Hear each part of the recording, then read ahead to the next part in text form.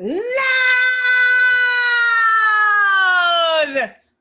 Good evening and welcome to another session on Let's Get Loud. Today, as you have learned, our guest again is Tamara.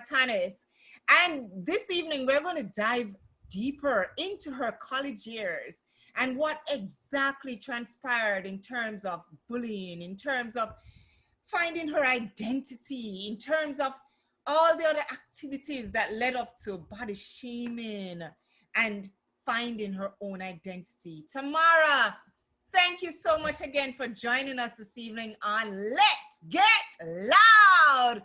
And we are going to continue louding up the sensitive topic of bullying. Tamara, the last time we spoke, we talked about your early childhood days leading into high school, and then we got into college, but we didn't really dive into college years in major detail. So this evening we want to pick apart your college years, and I want you to just share with us this evening how it all started in terms of your identity, your blackness, owning who you were, and getting into that culture. Because you were studying in America, in North Carolina, right? So just share with us, T, how you came into owning that blackness and adapting to that culture, given that what you spoke about, your experience here, that it was a totally different culture living in America.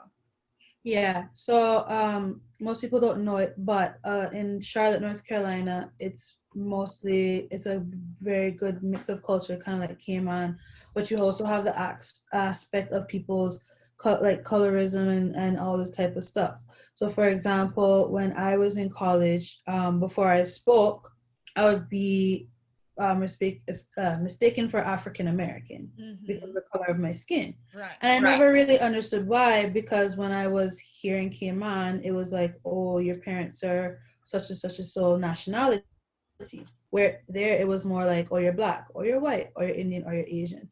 So when I was there, I was really like not used to that. Like I knew I was black, but I didn't need somebody else to tell me that I was black, if that made sense. Tell us, how were they telling you that you were black? Like, oh, like, you're a beautiful black skinned girl. You could literally just say you're a beautiful girl. Understand? Add the black to it. Right. And I didn't know how much that really meant to be black in America until I was there. Because I was always like here in the Caribbean, I would say it's predominantly black or of black ancestry. So you don't have people going around and saying that they're black all the time. Right. But here it's like, people are more proud about it because of the type of history that they have. So being there and learning from my friends' experiences, joining a historical Greek group there, and joining a sorority there that was rich in that type of culture, I not only learned about how much it meant to be not just African American or black, but the history that went behind it that I myself really wasn't privy to, because Caribbean black culture obviously has a different path than African American. Can you just do a little comparison for those of us who haven't really been immersed into that kind of culture? For me, it was more, your historical base on certain things. The prejudices where it comes from of being black, especially like now in 2020 when you see a lot of black people dying, or it's caught on camera now, as they say. You don't really, at least especially in Cayman, you don't really see those kind of things. But when they say that it's been happening for a long time, and for me in the Caribbean, where we're not used to that kind of police brutality, it was eye-opening to me. The fact that they take, like, for example, we hear about Martin Luther King Jr. Day. For me, I just learned about him in school, but there's a whole holiday up there with him where we got like the day off, and that's that I didn't know about that. As a Cayman, and you love the holiday, right? Of course, because every month we have a holiday. But like in the States, like people, like I remember I think it was one of my first 2 years of college. I think that's when the movie Selma came out, and it was such a huge deal. Like for me also, Black Panther was such a big deal in America as well. and it really showed me like how much a lot of Black Americans, appreciate their African roots. And when just being there, for me, I'm a Marvel, fan. Like, I'm a fan of those movies, but to see like a whole Black cast, like, it was something that was so new that people there were just like, oh, we needed this kind of thing, and it meant something. Wow. Where in the Caribbean culture, like, we're so used to, like, most of our music is by Black people, and we're surrounded by Black culture every day, that I think I took it for granted. Being when I was there, I had to learn about how important it was not only to be a Caribbean person, but to be a Black person. So how would you um, say you feel about that today now? Do I you feel see like being yourself as a Black person, not just a Caribbean person, but a Black person who is also proud of her history? Yeah, I see myself as like, I'm more appreciative of my history, especially because it also pushed me, because there was such a unique Caribbean contingent there in Charlotte as well. It pushed us to not only learn about Black history and where we were, but our own Black history back home. Like, for me, I didn't know that my Black lineage went as deep as, like, one of my great grandmothers was a Maroon in Jamaica. I didn't know that till I was, and that So really we share opened me up. something in common, because my grandfather was a Maroon also. So hey, here we go. My grandmother's grandmother, yeah, she was like one of the first Maroons, and I didn't know that. Like, she was in, I think, oh goodness, one of the national heroes. She shared like one of the caves with them. So my grandmother tells me. Wow. So I can't remember her name right now. Would it be Nanny? Yeah, forgive me, it slipped me. But I didn't know that till I was in college, and it pushed me to learn more about my culture. I think I became more in tune with my Caribbean culture, being away from Cayman, in a sense, because I Mm-hmm. had to learn for my own identity that not only am I a Black woman, but I'm a Black woman with Caribbean roots. And that's something in America that's even more in particular, that there are, you have to understand, like, yes, we're Black, but we also cook a certain way, we talk a different way. Some of our history, even though it is Black history, but it's mixed up with so many other elements that we have to Elements. acknowledge. So for me, it was like taking a step back and looking at where I came from. And even though, like, at that point I was seeing so many negativity against my skin color, at the same time I was learning, just like my other African American or African counterparts, to really own my Blackness and own my Caribbean. So then what I'm hearing is that the whole, I'll call it bullying, since that's what we're talking about, the whole bullying against your color forced you to learn more about your history, and finding out more about who you really are, so then that you can Yeah. formulate your identity, so you could stand up against people who are coming against you about your color. Am I correct in is that what I'm hearing? That's Yeah, good. correct. I That's didn't good. want So speaking about your family then, how can you share a little bit more? I know your great grandmother was a Maroon, but share about your uncles, your other grandparents, in particular your grandfather, or how did they tie into this whole culture thing? So for me, on my mother's side, I'm more closer to my Jamaican roots than my Haitian ones. Mm-hmm. I would say that because I grew up more around them and I was more familiar with them. So for me, my grandfather, he was more of a mentor to me. He always pushed me and motivated me. He was like my number one cheerleader. Um, Really? yeah, and I would say that my uncle, he was basically like my first best friend. He's the one who Oh taught me wow. to play. He's the one that taught me how to play and appreciate the game of soccer. He always, encouraged me, especially when I was getting picked on as a younger kid and like starting in elementary school. He always told me, chin up, sit up straight, you're a beautiful woman, you have talent, kind of thing. So I think not even knowing at the time, or just learning when I was in college, that I already came from strong black men and women, that it made me more appreciate the lineage and the culture that I had back home. Wow, that's excellent. So tell us more about your uncles and your grandfather's influence in your life in the sense of how it strengthened you to stand up and against bullying. Tell us a little bit more about that. I think it's because my family comes from predominantly a farming background, which means, you know, You're country from people. St. Elizabeth, right? Toot toot. So, you know, we come from that farming background and we live off the land and stuff. So we have to work hard for what we have. And I think that's what taught me, especially in my academics, and especially Right. not to, you know, squander any opportunities that was given to me. And if I have a skill to own it, because I would say that my grandfather and my uncle were both very skilled farmers and gardeners and stuff. To the point where, like, you know, they could have their own farms and sell at the market and literally live off the land and not, you know, have to worry about anything.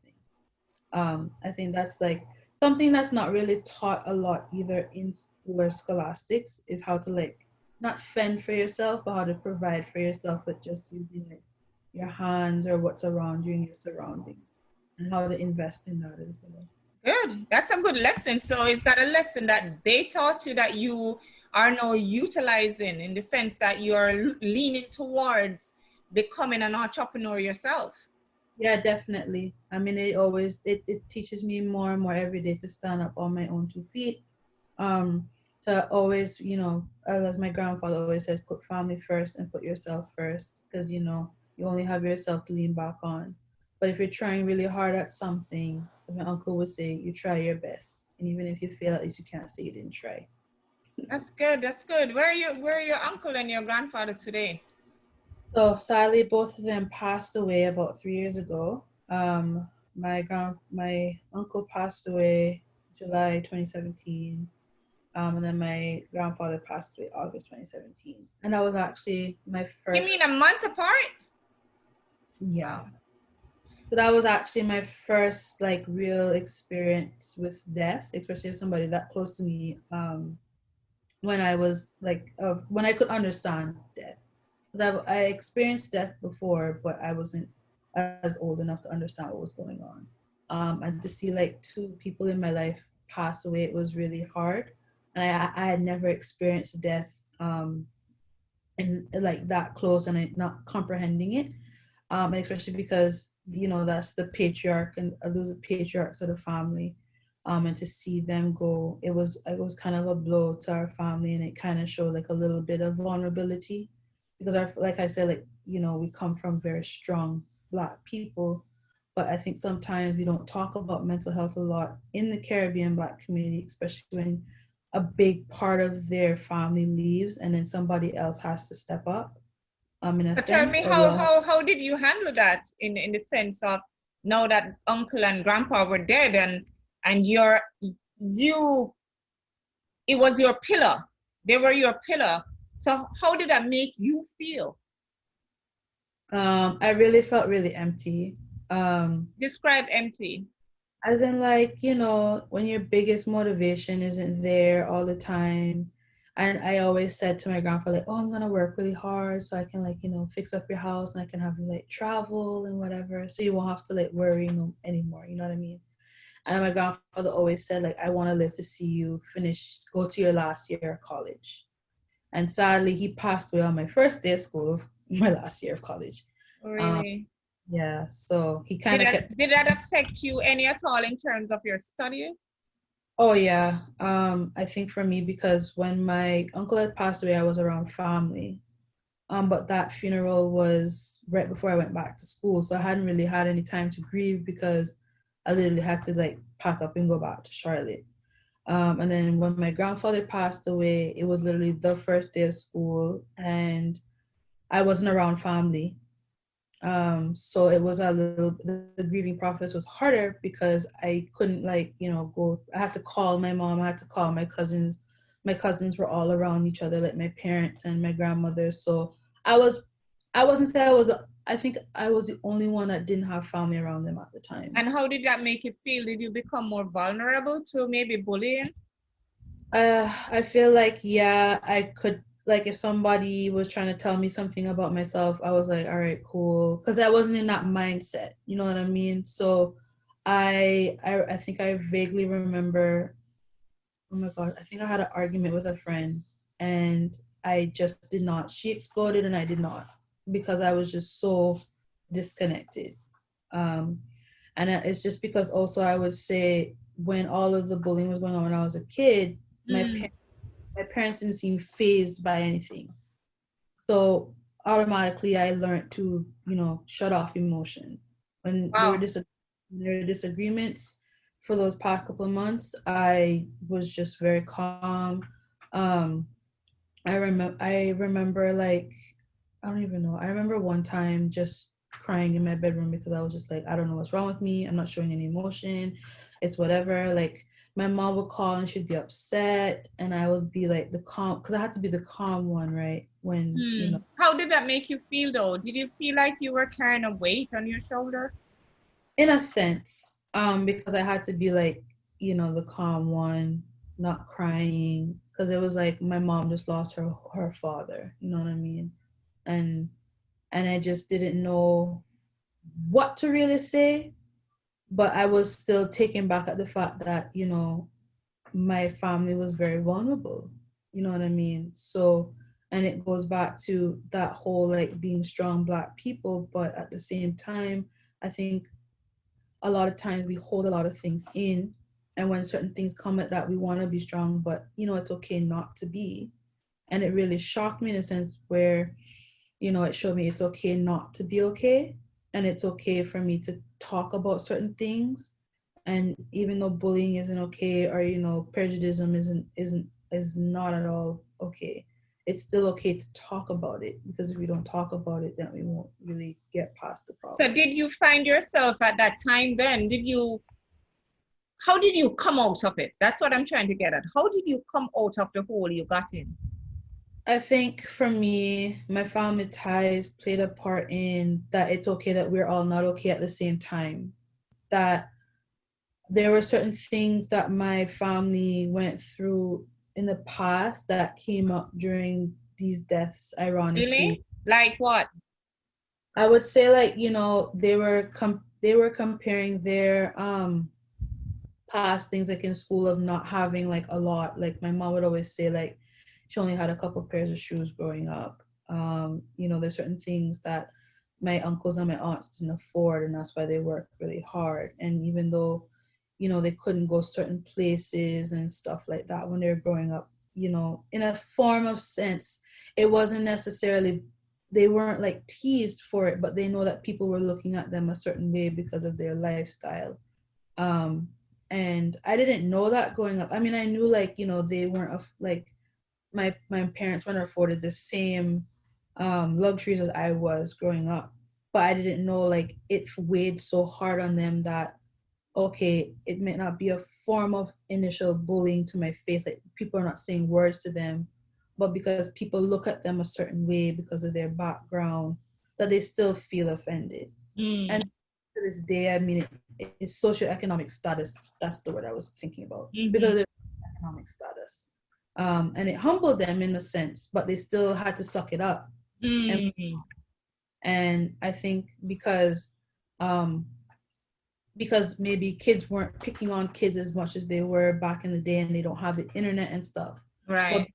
people can still look down on you because of where you come and how much money you have. Yes. It's still the same thing. You're Yes. still down on people and discouraging people without even seeing their abilities firsthand.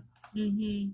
So speaking about abilities, then, did you manage to pick yourself up and continue with progressing at the top when it comes to your studies after the death and everything? Yeah, honestly, it wasn't that frustrating. I was just doing the work just to do the work because I know that's something that my grandfather and my uncle would want me to do. And Mm. I would say like looking back, I had one of the best semesters that I had that semester. I don't know how. Really? Yeah, I don't know how, but I mean, I think it's just because that I think academics again became my solace because I didn't have anybody else to turn to at the time. Um, it became like second nature to just it to excel in that, because Mm. like how they had agriculture and their skills, like this was my skill. That was your skill. Okay. Was there anything significant that happened during that time while this whole grieving process, this whole trying to understand and being the person carrying the weight of your family, so to speak? Was there anything major that happened during that time when you went back to school that probably shook your world even more? Yeah, so I went to my grandfather's funeral and I came back the next day. I was getting more acclimated back into school. And then usually I would stay up late to study, but then something told me go to bed early because you have to wake up early. That night I heard a crash, and because I was so deep in sleep and I was like, still, I wouldn't say grieving, but I would say like so out of my routine that Mm-hmm. anything to me. I woke up the next morning, like about like 1, 2 a.m. and I used the restroom and I noticed that my medicine cabinet was open, closed it, completely shattered. Then when I turned to the next wall, there was holes in it. And then when I turned on my light in my bedroom, I saw holes above my window. And then I heard my roommate.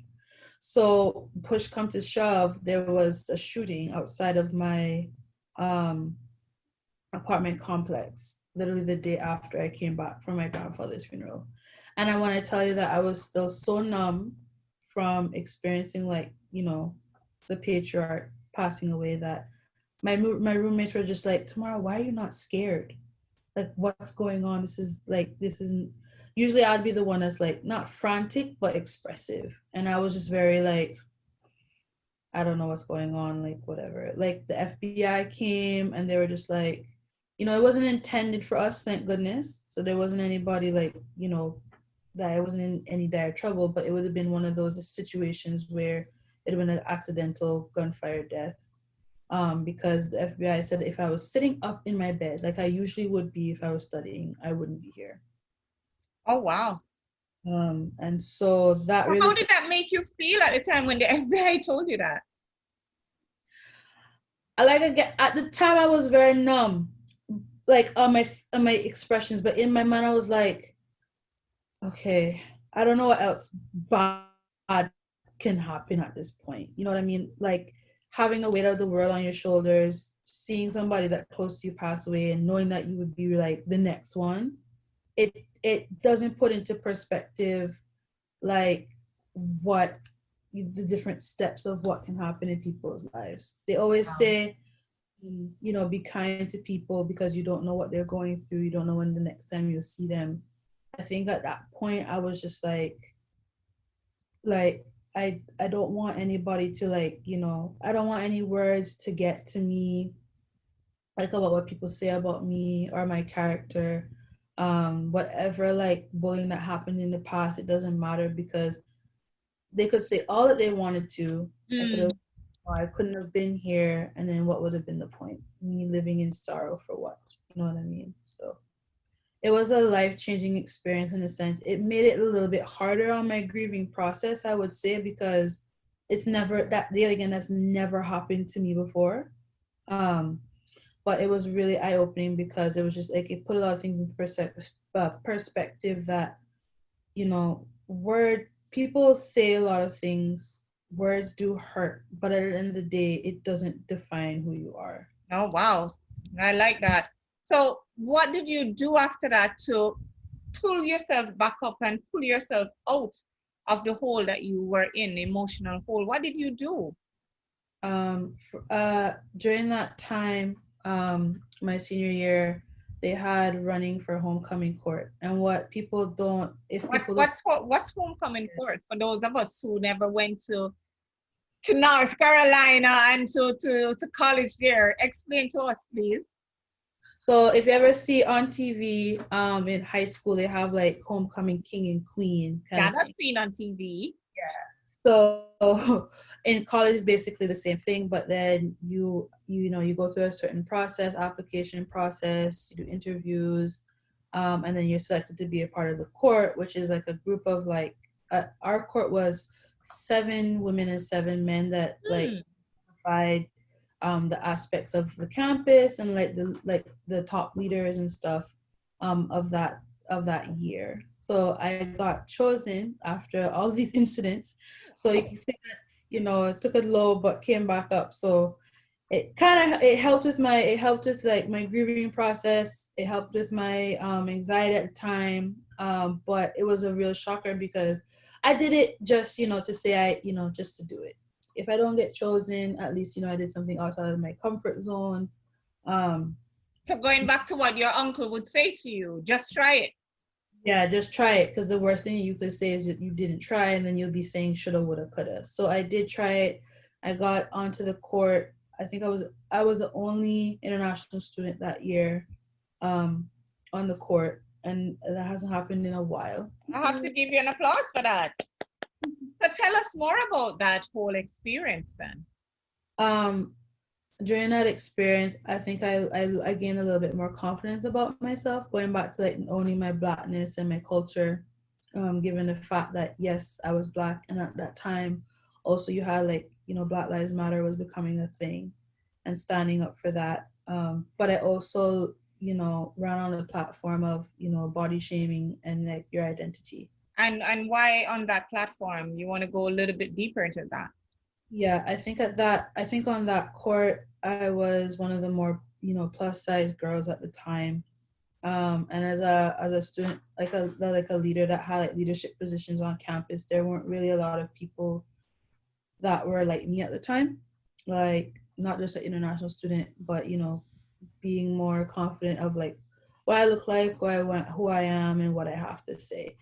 So I ran on that platform only because I feel like even I think that was 2017, like we still talk about it. Like people are still like not for like plus size women sometimes, especially like me growing up being called like big or monkey or fat. It was something that I was owning, and it was kind of cool to see like when I after that like it started becoming like a thing. Like body positivity is now a huge thing in our culture, which I'm really appreciative. And being plus size women, it's becoming like clothes are more readily available for women of that size. It's becoming more acceptable. You have a lot of performers like huge singers in the world now that are more appreciative of curves, of like what they were are the I say their assets that God is. And I would say like growing up, I never saw that. It was always like, the perfect person, perfect tone. They don't look like my shape. But it was like so cool, especially being in America and being around people that accepted that. And for me, I had to run on that platform because I didn't want people to accept me for me, but I also had to accept myself. Wow, that's very important, Tamara, because a lot of people, they represent something that they don't really believe in. And I'm happy that you touched the fact that you had to accept you for you. So at that stage, you came into owning who you were. You came into your own identity. So no matter then what anyone had to say, you knew who Tamara Tanis was. Yeah. And I think for me in that process of being a part of homecoming court, I learned more about like what I stood for, what I like, what I don't like. And what do you stand for, Tamara? I stand for body positivity. At that point, I was very passionate about international students and their stance on campus. I stood for just Black women loving themselves more. And how do we love ourselves more? For those who haven't yet come into that, how would you say we can love ourselves more? I think the number one thing I learned about loving myself more, or the biggest point, was just accepting that the fact that there are other people out there going through the same things. Like you're not alone. I think one thing I appreciate about being in college is that I saw women with the same skin color as me, different sizes. They went through like, dealing with their hair, their skin, finding their own like appreciation for their Blackness. So they were on the slimmer side of things. Like when I was growing up, I was bullied for being too, they call me maga, right? And for those who don't understand the Jamaican term, that's meager. I was very skinny and I was bullied for that. And that hurt me, that pained me. And unlike your mom, my mom didn't go to the school. When I told my mom about it, she just told me one line, and she said, whenever they say that to you, it was one particular boy who did it. And she told me what to tell him. And I didn't understand. I just told him. And he never called me that ever again. So here you are, people who are skinny, you would look at them and say, oh, they're perfect. And yet they're battling, their war is different. Yeah. Like I really learned in college that you don't know what people are going through. You don't, one word could really trigger off like a bad memory for a person. We have to be cognizant of that, especially like with all this Black Lives Matter stuff. There are people that are really into their blackness and saying like the wrong word or not acknowledging the fact that certain things have happened in our past. Especially like as Black women, how much I think I learned, the one thing I also learned to stand up for myself is that a lot of other people do not stand up a lot for Black women, even though we are the backbone of a lot of communities. And if we don't stand up for ourselves, who's going to? Who's going to, right? If we don't speak out for ourselves, who's going to? You know what I mean?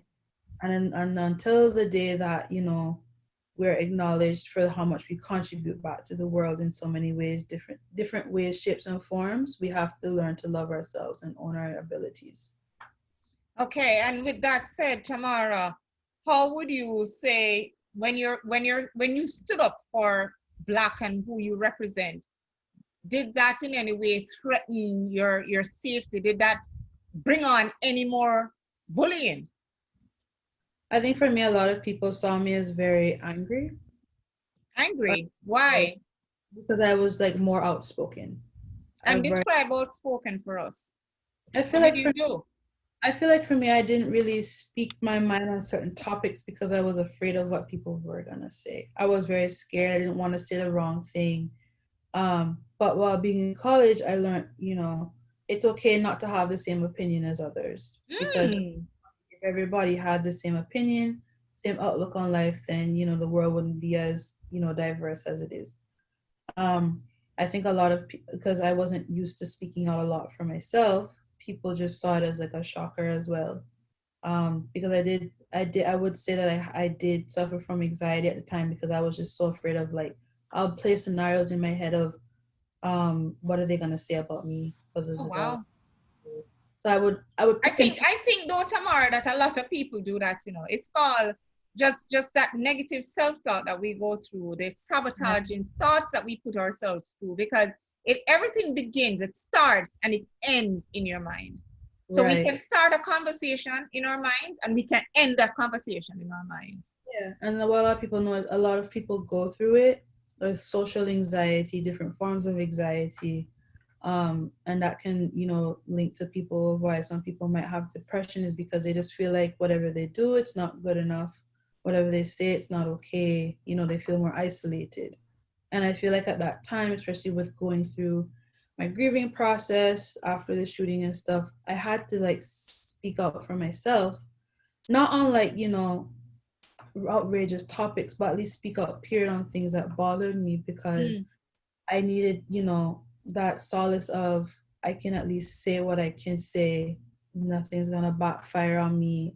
You know, I feel better that it's outside, not asking myself what if, building scenarios in my head, and then that alone is just like self-sabotage, and I'm not, you know, improving on where I want to go in my life. Tamara, can you just summarize for us your journey from getting to where you held everything in to where now you became outspoken, even to the point of people thinking you were angry, but you weren't angry. It's just everything that was bottled up was a psh, and it came out, you know, like when you have a soda bottle and you shake it and you go psh. Exactly. So just describe that journey for us. That journey was a real, I would say, every time when somebody asked me like how college was and finding myself when I came home, I always compare it to a roller coaster. Not knowing what the ride started out with freshman year, and then, you know, learning more about my culture, my Blackness, going through grieving, going through dealing with anxiety, borderline depression, worrying about my safety as a Black woman. It taught me a lot about, how much maybe, stacks the world may stack things against me. Like the world may say certain things about me. But then now I came out on the other side, owning myself, knowing that I went through these different obstacles in this journey, knowing that I know more about myself. I own more about I know more about my destiny.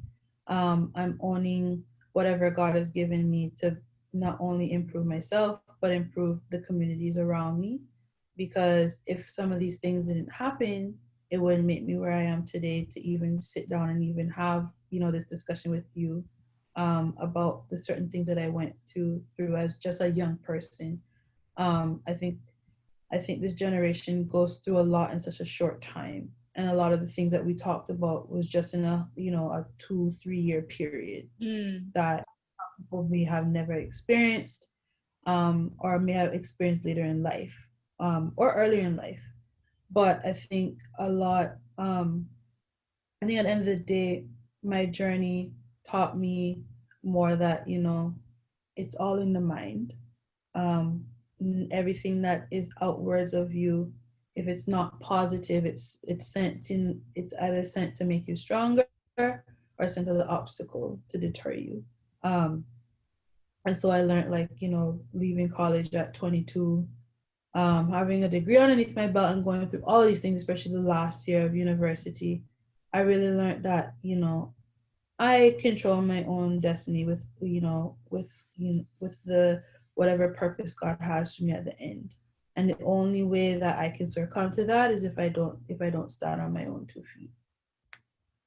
Wow, Tamara, that is a great summary of how one can take themselves from a hole called depression or a hole called anxiety and move themselves over to a stage where they can stand up and look back and say, had not that happened to me, I wouldn't be here right now on Let's Get Loud, loading up this whole topic of bullying.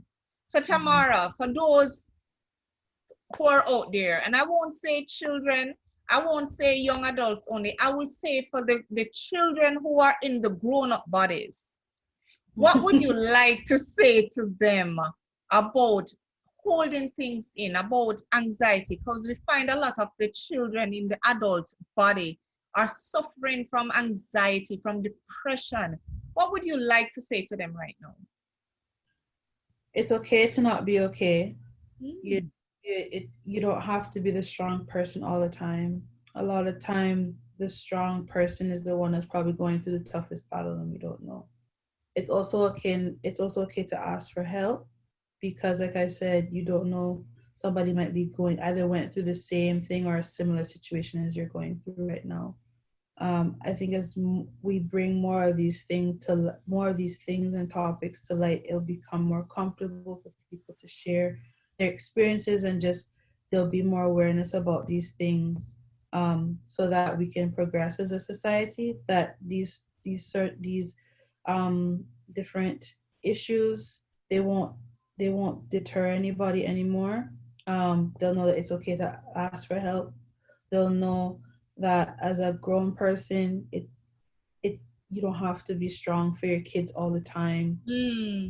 If they see you tear up, or if they see you upset, honest, because you never know, years going by, your children may have said, oh, mommy and daddy didn't do this, uncle, auntie didn't do this or act this way when this happened, so I don't have to. Right. We evolve as a human race. We have to learn that we can't be strong all the time. I think it's one of the things I learned especially with my family. It's okay to be what's the word I'm looking for? Vulnerable? Very vulnerable. It's okay to be vulnerable. You don't have to, life doesn't have to be ha ha he he all the time. I know, right? Life will come with certain things, and that's how we grow. Like as a family, I know for us, we grew, even though my grandfather and uncle aren't here, we grew closer as a family. So you learn to stick together. So I think the only other thing I would say to anybody else that's watching that went through either is going through something or went through something, pray. I think one of the things that also brought me through this time was prayer. A lot of times we don't give God the credit that he's due. Especially in college, I did not give God the credit that he was due most of the time. When I went through things, like we pray for things and we don't know. Sometimes we think that God isn't listening when he is. And even though like some situations may look bleak, some things may look, catastrophic, but once you really believe in your prayer, because sometimes I didn't think like I was gonna finish as bright as people think I am. Sometimes with all the stuff that's going on, I was just some days it was just like a struggle to even go to class kind of thing, and even finish an assignment. But I had to pray. So if anything, number one thing, it's okay not to be okay, and it's also okay to pray. Thank you, Tamara. Prayer, I think, went a long way, especially that night for you when you felt in your spirit that you needed to go to your bed early because you had to wake up early, not knowing the reason you had to. So we thank God that you held on to him, even when you thought you weren't holding on, he was holding on to you. And we thank him for protecting you. And we thank you too for owning up to who you are and to be that strong person that is looking back at me from your end of the camera, smiling at me, the person who has come into their own identity, that person who now knows who Tamara Tanis is and who will stand up and be counted as one person who will make a difference for people. So Tamara, thank you again. And we look forward to the next episode where we'll go deeper into more of your family background in terms of how you fit into a family where you are one of 5, but one of 1. Until next time, Tamara, what do you want to say? Let's get loud! Do the LCSS. What's that, Tamara? Like, comment, subscribe, and share. All right, girl. Thank you so much. Until next time. Peace out. Bye. Hey.